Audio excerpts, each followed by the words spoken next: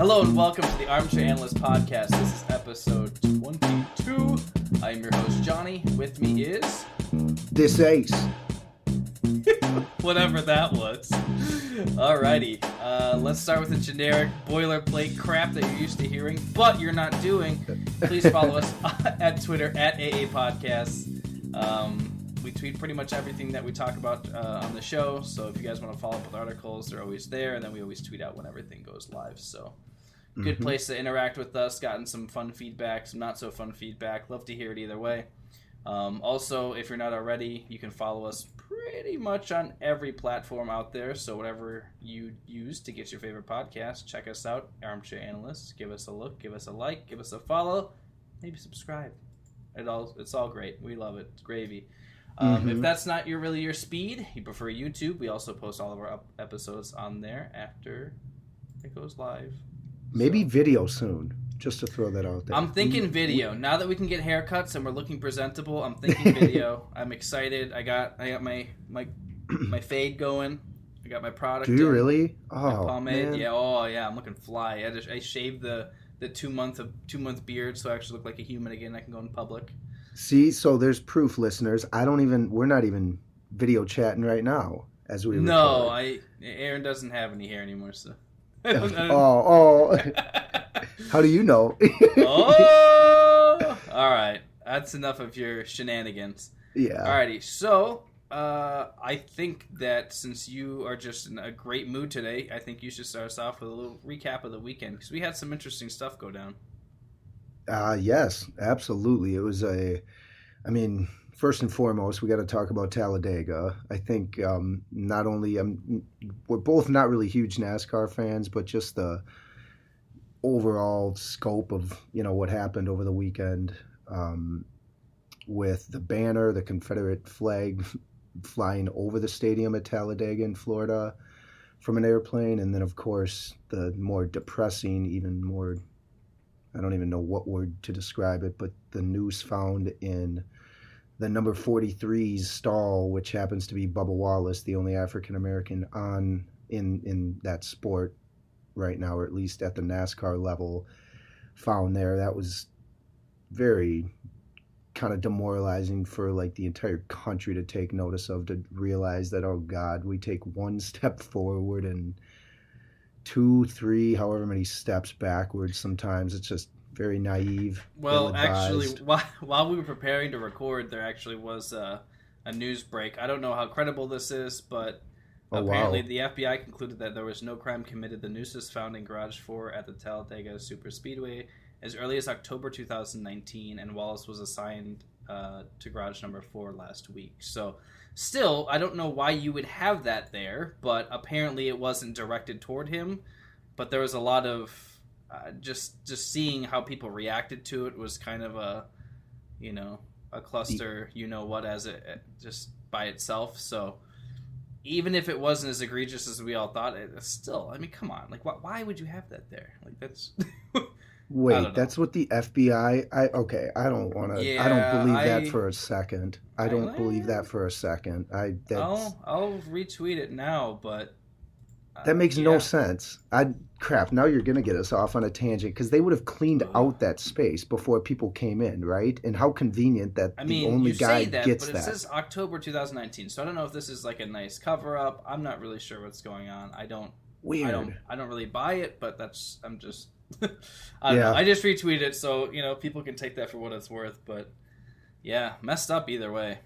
They did finish, actually. There was a rain delay Sunday that had to push the event back to yesterday, Monday, the Talladega race. To be honest, I don't even know who won. All I know is that Bubba Wallace got 11th, but overall, it's hopefully that definitely wasn't planted there, and it seems like it's just going to skirt under the rug now at this point if the FBI is claiming that it's concluded. But either way, kind of sidestepping away from that, though, golf, I'm so surprised at the amount of talent that's on the PGA Tour right now. There's the winner, Webb Simpson, finished, I think, 22 under at the RBC Heritage in Hilton Head, South Carolina tournament over the weekend, which is insane.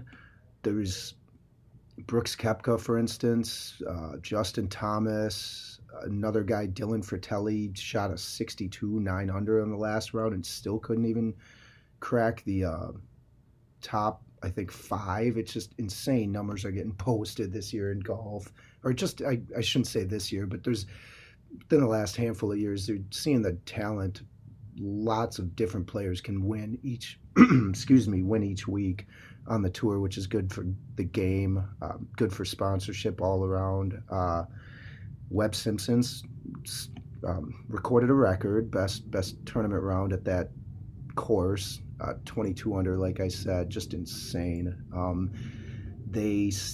I was hoping that come the time they play here in Minnesota for the 3M Open, there would be fans, but I got the sad news over the weekend that it's going to be fanless up until, when do they come here? I think it's July 24th weekend, so basically the end of July even, which, kind of puts things in perspective.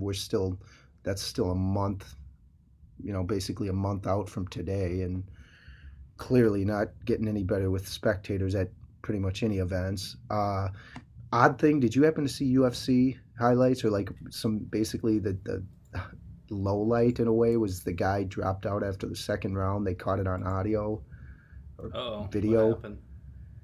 Okay, yeah. I'm not surprised, but he was in his corner after the second round. It was the first fight of that night, and another thing that kind of came out too is he only had 5 days to prepare for this, but after the second round, he caught on audio him basically saying, "I can't go, let's stop this." And his trainer trying to convince him, let's go back in. Ultimately, before the bell rang for that third and final round, the ref got wind of it or caught on and was like, okay, we'll just stop this altogether. But just kind of an odd thing that likely might not have been caught on camera or audio, heard on audio, I should say, had fans actually been in attendance. I don't know. Mm-hmm. But interesting nonetheless.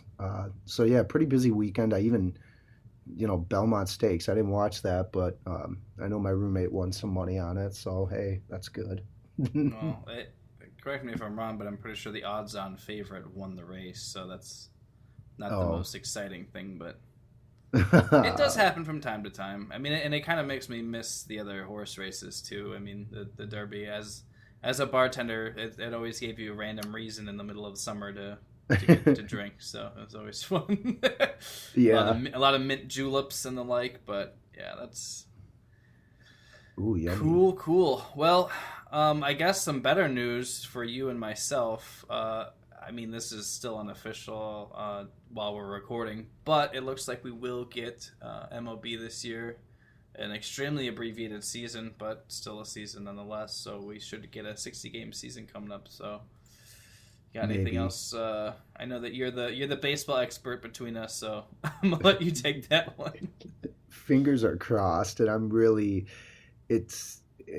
still honestly leaning toward the potentially not playing at all unless some players can coincide with the fact that they're not going to be making what they should be making. Which that is just the driving force right now. Like, it's for some reason, I mean, because you even mentioned, I think maybe last episode, that there's numerous large, figure players, like huge iconic players right now that they're ready to go. I think your quote was like, they just said when and where.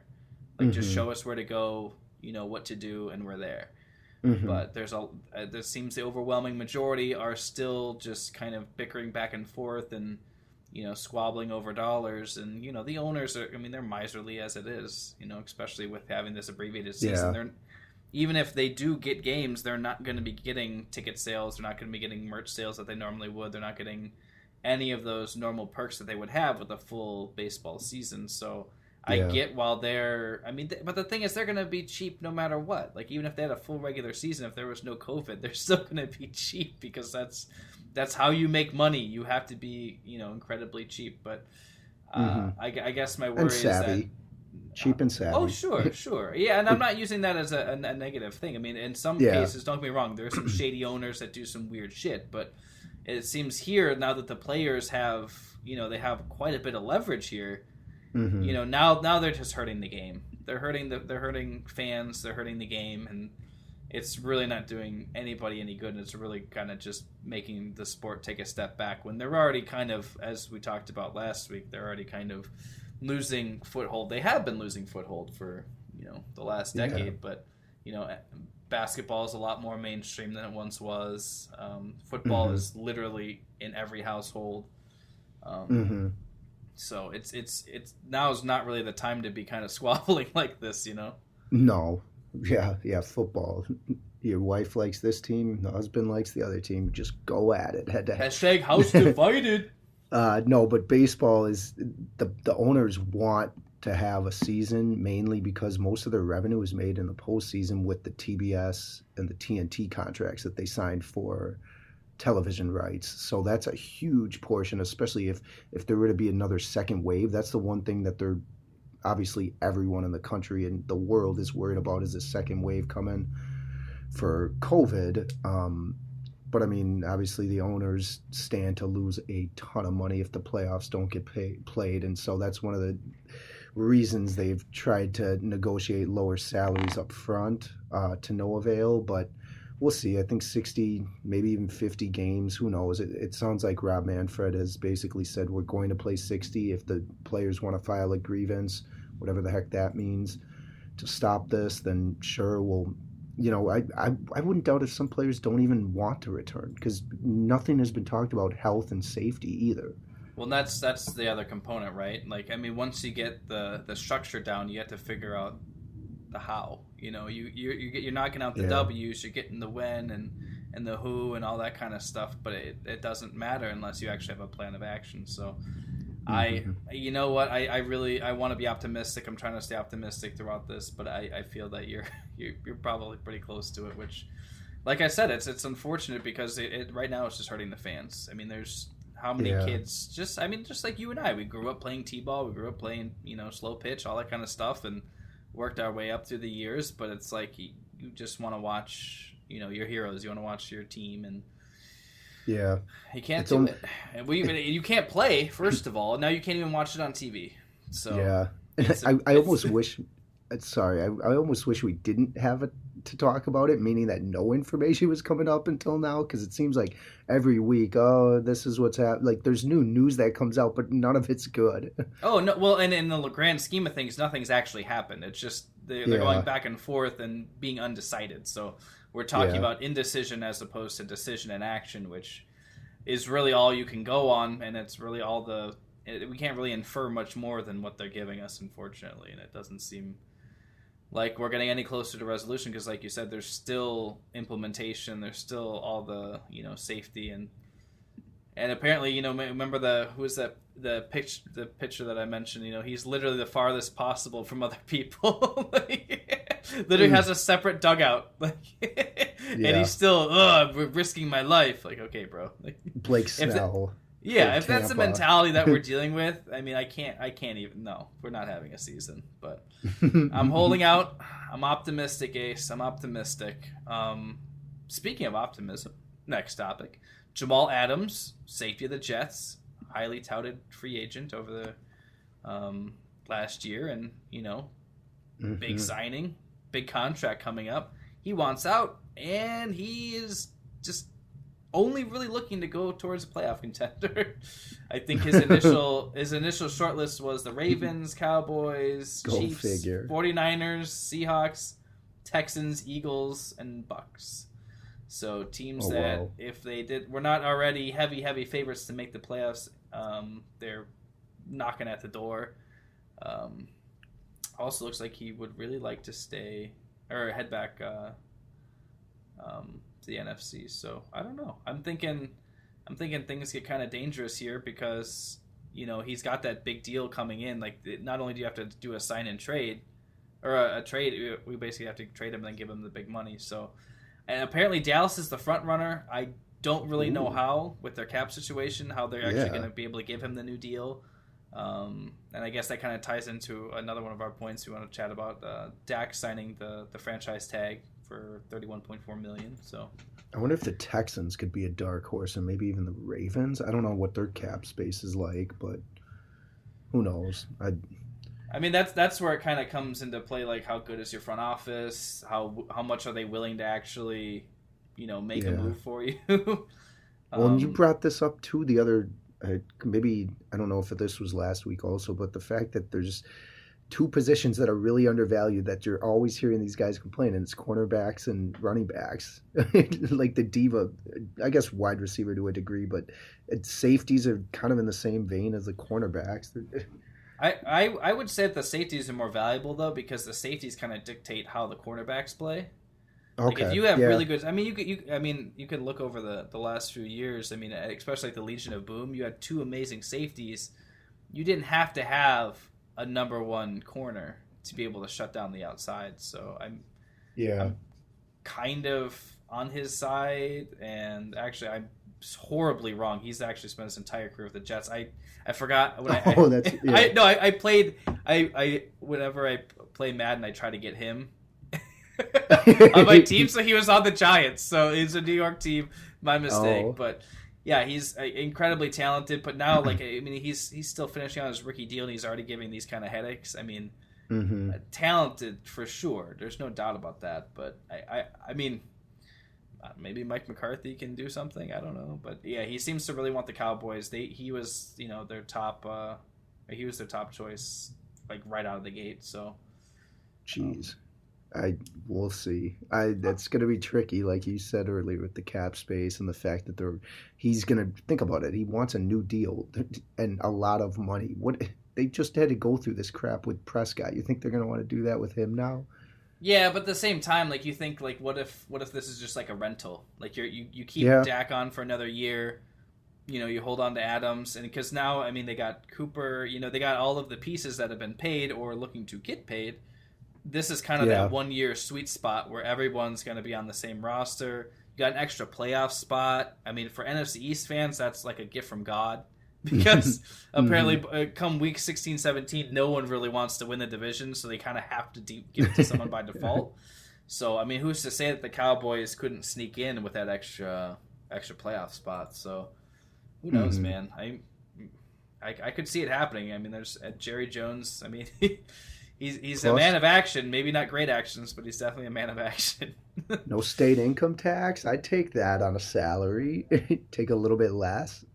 I mean, if you want to get out of the Jets locker room that badly, maybe he's willing to cut some corners. We'll see. But there was actually something else, one little more NFL fun. I did want to chat about a tweet I actually saw from Field Yates.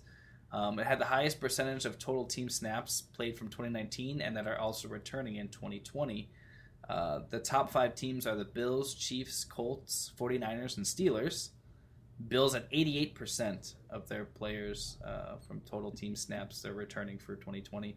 The lowest, the bottom 5 are the Browns, Patriots, Cowboys, Giants, and at the very, very, very bottom are the Carolina Panthers. So I don't know. I'll make sure to share it too. But I don't know. I just thought it was really interesting just seeing how, the successful teams and also the Bills, they retain their players, but then you have teams that are perennial powerhouses like the Patriots. They're 29th. So they have a lot of moving parts, a lot of new faces, a lot of players who maybe have even been on the roster but just haven't taken a snap.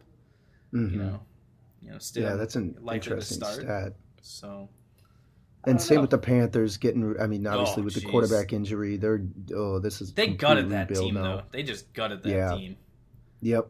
It'll be an interesting year for them for sure. And then the Browns, you kind of expect to be down there, and the Giants have been playing musical chairs with their roster, trying to figure out what the hell they're doing. So, a couple usual suspects and a couple surprises, I think, down there too. Yeah, I was kind of surprised to see the Cowboys, but I don't really know much about the team dynamics anyways. Oh, that's because you're an NFC North expert. That's why we signed you. Yes, it signed me. Oh, geez. Where's that check? I'm not going to, no comment. Not going to touch that one. So another thing we want to chat about a little bit. So apparently, I don't know where this source is, but I heard it from numerous people, a couple in the medical field. But it was published, and I remember a lot of people were kind of praising it as like I don't know, a solution to all of the COVID madness a couple months ago. But apparently warm/humid weather was great for containing the virus, which is why a lot of people, a lot of teams, a lot of everything is looking to relocate. You know, they're throwing all the sports. They want everything down in Florida or somewhere down south. Mm-hmm. I mean, I don't know if you guys have checked the news, but it's not going well for Floridians and the coronavirus right now, No. especially for, you know, players, coaches, staff. There, I mean, you relocate everyone down south. You know, obviously, it's just, I don't know what they thought was going to happen, but I mean, you have players from teams from all different sports coming out, and Mm-hmm. you know, we have NFL, MLB, you know, NBA, I don't know. It's Texas. I mean, I think it was like the Texans and the Cowboys had like 6 players come forward. Elliott was among one of them. Jeez, I mean, yeah.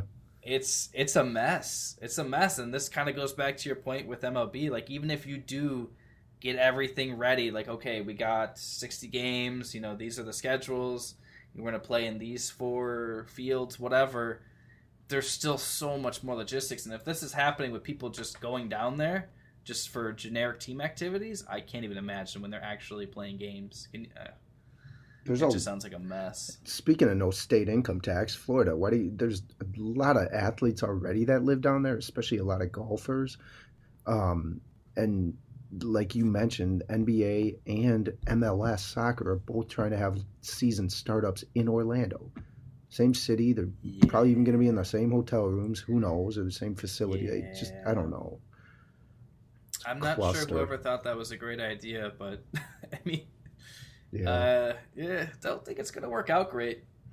It's definitely not going to be the best thing. I'd be curious to see how many, because a handful of NBA players have already tested positive also recently, and I don't know how this is going to all work out, and we'll see. It's messy, and as much as I want to see, like I literally canceled my live TV subscription because there was no sports. Wow. Like, I literally, like, I have no need for live television because I don't have sports, and I'm ready to fire it up the second we can. But Mm-hmm. I mean, it's I can't even get the words out because I don't understand how the hell they're going to pull this off, especially for if every sport's kind of having the same mindset of how they're going to go about it. Like, I don't know. It doesn't seem possible, and it's really sad to think about because we've gone a long time, man. Like, I don't know about you, but I'm sitting in my man cave right now. I literally have Green Bay Packers stuff, Brewers stuff, Bucks stuff all around me, and I don't know when I'm going to see them again, and it's not a great feeling. Yeah, I hate to look at it in like a pessimistic sort of way, but all these operations, I mean, not only do you have protesting, like a lot of the NBA players don't even want to play because of the protests, and just they feel like this is one thing that they could stand up for by not playing almost. But then on top of that, you clearly have had the pandemic the last handful of months. So it's 2020 sucks. Let's just say it. 2020 is trash. I'm done with it. It's been a hell of a year, but we'll see you it's almost July, and I want to tap out right now. All you listeners will be back in 2021. I mean, the worst part is like a lot of people are either ignorant of it. Like, I literally got an email from Vivid Seats saying like, "Okay, well, it's that time again. Time to check out Packers tickets." Jesus. Like, I literally, I didn't even know what to do. I didn't even know what to do. I just had to close it. Like, are you kidding me? Like, what? You're trying to sell me tickets for week 1 and 2? Really? I wonder. Yeah, and I bet if you were to call them, you'd be on hold for 2 hours. Like, think of the customer service end for all of this. How many complaints and how many that people... had to be automated. There's no way that they consciously thought, yeah, well, this guy goes to a lot of games. He's bought tickets with us. Let's see if he wants to go to a game in September. Like, there's no way that someone consciously thought, hey, let's send out this email blast. This will be a good idea. What would happen? What? What would happen if you wanted to call like Lambo ticket services to ask them straight up, "Hey, what have you guys heard? What's the news coming down about a season starting?" And like, as a season ticket holder, what's going to happen to those people? Yeah, I'm sure the customer service reps are really well educated on how it's going to play out. Right? Yeah, and the people that aren't saying anything. That's the frustrating part. And the amount of money and the amount of resources and the amount of people, the manpower that is on, these task forces or whatever the hell they're doing. I'm not sure if it's a good thing that they're taking this long to come up with solutions and answers and what have you, or if it's a bad thing. Like, you have this much, to work with, and you're not able to produce, or maybe they're doing a ton behind the scenes and they're just going to wait till the end and say, ta-da, we're going to do this, this, and this. You can come to this game starting this date. Maybe there's a huge plan and I'm just being a douche. I don't know. But I'm sorry, call me crazy, but I don't think that's what's going on right now. Yeah. Exactly. There's unfortunately a small group that has information and a larger group that's seeking it still and will be for a while, unfortunately. We've been doing a sports-based podcast for almost 4 months with no sports. Mm-hmm. Just say that. Just saying that. I want to tease some potential interviews, perhaps, but it's like I don't know how to tease them when we don't know when stuff's returning. So it's kind of hard. Right now, you don't even have to tease. Every single article or anything I see on Twitter from anybody, it's all a tease because I think they're just yanking me because they know I'm going to click on their shit because I'm interested and I want to know what the hell's going on. You could be angry. Be angry with me, Ace. It's a weird time. 2020 sucks. No, come on. It's love, not hate. I would love to love, but I ordered a bike 3 weeks ago, and they're still not even sure when I'm going to get it. So, oh my God! Wow. Sports aside, I'm still generally confused and angry. So, can we go to something positive? Let's go to the best part of the show, shall we? Mm-hmm. It's time for Ace's Quick Six. What is it this week, Chief? Ooh, we're jumping on it, huh? Oh yeah, I'm putting you on the spot, son. Let's see. I wanted to come up with a new segment for the show, and I thought, what better way to do that than by actually incorporating it into an already established segment. And so I'm just going to basically throw out 6 questions that I have today. And the reason it's 6, it's more or less questions I have, and you know me and I know you. We both have weird minds a lot of times and can come up with some random thoughts. So I figured, why not just make it questions? So for this week's, this week's Quick Six is 6 questions that I have. First one, what's going to happen with the NFL? There's been discussions on the helmets and perhaps visors or some sort of like face mask so players aren't spitting or bleeding on each other. What's that going to look like? How is that going to impact players? Are players going to do an Antonio Brown and refuse to, wear it? Shoot, I kind of paused thinking that you'd answer. You don't have to. That's all right. Number 2. I literally have no response to that. This one you will. Does Colin Kaepernick, Antonio Brown, or Josh Gordon get signed by a team? That one's difficult just because...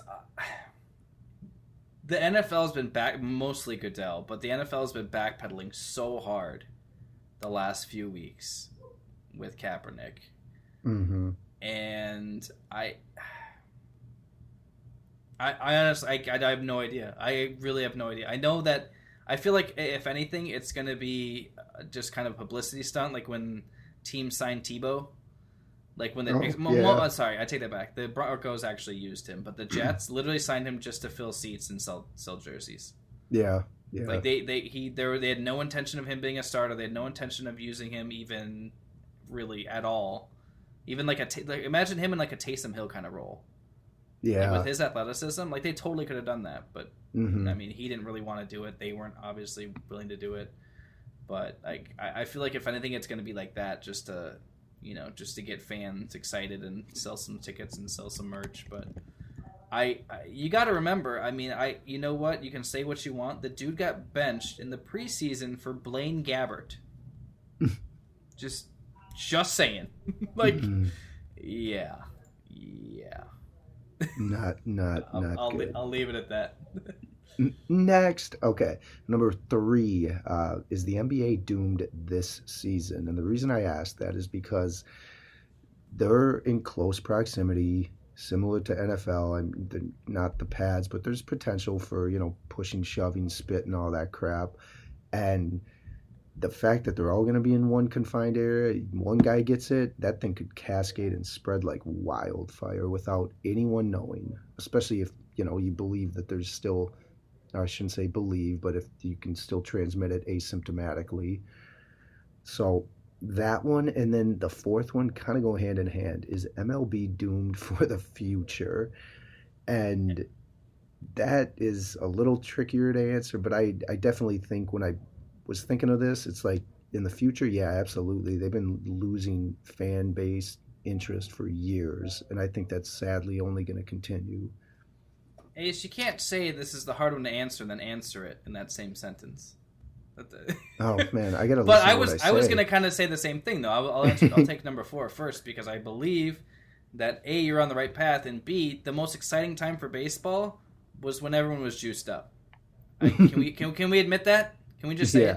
Okay. Yeah, we already saw that. So when everyone was juicing, there was the fallout after that, and you saw what that did to the fan base. Slowly recovered as people came forward, as players just had basically just resigned. Mm-hmm. But, as investigations continued and people were just like, what the hell? Jose Canseco doing his little dance.